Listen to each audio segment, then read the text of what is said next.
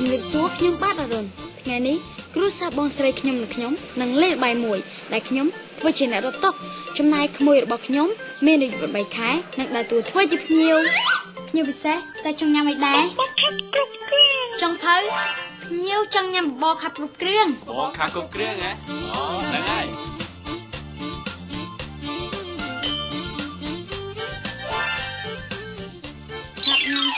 ឆាប់ញ៉ាំទៅកុំស្ងៀមនៅឆាប់ញ៉ាំឲ្យអស់បបរខាប់គ្រប់គ្រឿងឆ្ងាញ់អស់ទោះញ៉ាំឲ្យអស់ទើបអូនឆាប់ធំបាទ